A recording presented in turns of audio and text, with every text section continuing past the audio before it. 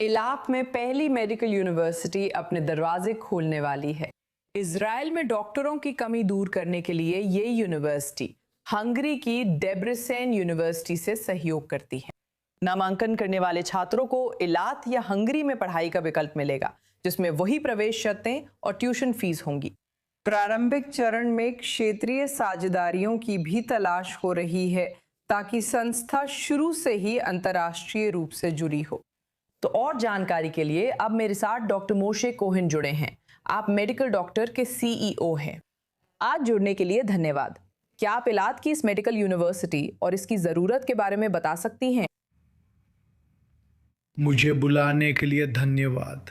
हाँ, इज़राइल में आम तौर पर डॉक्टरों की कमी है और ख़ासकर इज़राइल के दक्षिणी हिस्से में और विशेष रूप से इलात में, जो इज़राइल का सबसे दूरस्थ शहर है।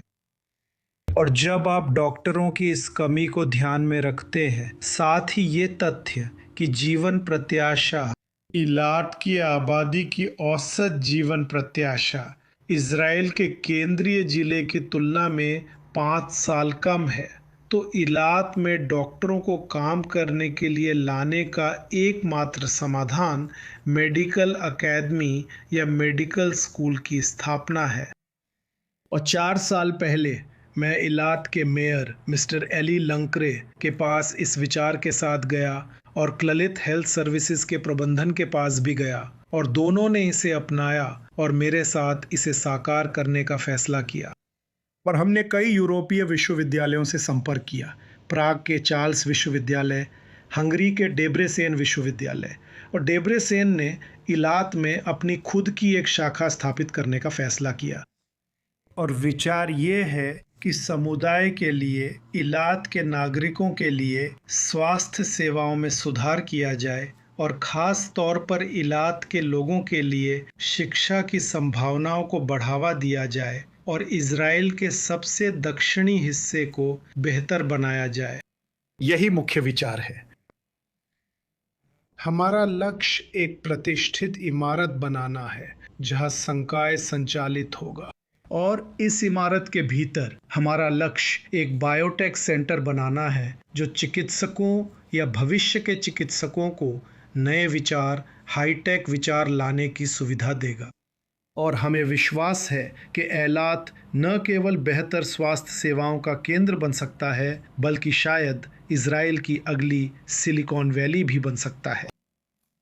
तो उम्मीदें भी ऊंची हैं और लक्ष्य भी ऊंचा है, लेकिन आप हंगरी के साथ भी साझेदारी कर रहे हैं और आप अपने अरब पड़ोसियों या अरब देशों के साथ भी साझेदारी करने में रुचि रखते हैं। आप किन देशों से साझेदारी करना चाहेंगे? देखिए, स्वास्थ्य और शिक्षा हमेशा से ही शांति प्रक्रिया का एक पुल और हिस्सा रहे हैं।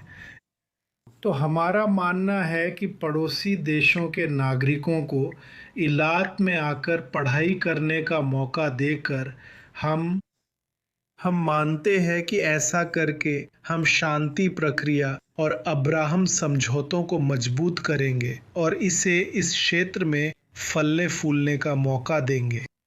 तो हमारा लक्ष्य है कि भविष्य में हम जॉर्डन, मिस्र, सऊदी अरब से संपर्क करें और वहाँ के छात्रों को एक अवसर दें। यूरोप में पढ़ाई करने के बजाय आइए और इलात में पढ़ाई कीजिए, और इजरायलियों को भी यूरोपीय डिग्री मिलेगी। आपके पास अमेरिकी लाइसेंस और इजरायलियों को अपने आप इजरायली लाइसेंस भी मिलेगा, जिससे वे चिकित्सा कर सकेंगे। खैर, ये बहुत आशाजनक लगता है, मुझे कहना पड़ेगा। लेकिन क्या आप कोई चुनौतियां भी देखते हैं? क्योंकि आप जानते हैं कि पड़ोसी देश कभी कभी इजराइल को लेकर बहुत उत्साहित नहीं होते। शायद इलात यहाँ इजराइल के केंद्र से काफी दूर है। आप जानते हैं, वो सबसे बड़ी चुनौती नहीं है। सबसे बड़ी चुनौती हमारी अपनी नौकरशाही से आती है। इज़राइल के एकेडमिक जगत और उच्च शिक्षा परिषद को मनाने में हमें 4 साल लगे। 4 साल की मेहनत समझाने और ये बताने में कि इज़राइल के सबसे दक्षिणी हिस्से के लिए ये क्यों इतना ज़रूरी है। तो ये एक चुनौती थी जिसे हम पार करने में सक्षम रहे। और फिर भी हमारे पास कुछ नौकरशाही चुनौतियां हैं, क्योंकि उद्घाटन उच्च शिक्षा परिषद से मिलने वाले लाइसेंस पर निर्भर करता है। उम्मीद है ये इस या अगले महीने मिल जाएगा। लेकिन हम इस पर निर्भर हैं। हमें यूरोप की मान्यता भी चाहिए, लेकिन ये हो जाने के बाद हम खोलने के लिए तैयार हैं। हम 26 अक्टूबर को पहला साल शुरू करने के लिए तैयार हैं। और निश्चित रूप से बहुत सारी चुनौतियां हैं। आपको पैसे लाने होंगे, आपको जनशक्ति लानी होगी, आपको ऐसे चिकित्सक लाने होंगे जो पढ़ाएंगे और काम करेंगे। लेकिन ये एक दृष्टि है, ये एक बहुत बड़ी दृष्टि है।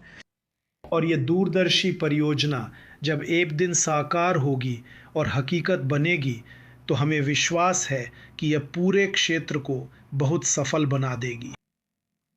चुनौतियां बड़ी हैं, पर भविष्य के लिए बड़ी दृष्टि भी है। इलाद की नई मेडिकल यूनिवर्सिटी में डॉक्टर मोशेक कोहेन, मेडिकल डॉक्टर के सीईओ, आज हमारे साथ होने के लिए धन्यवाद। बहुत धन्यवाद। आपका दिन शुभ हो।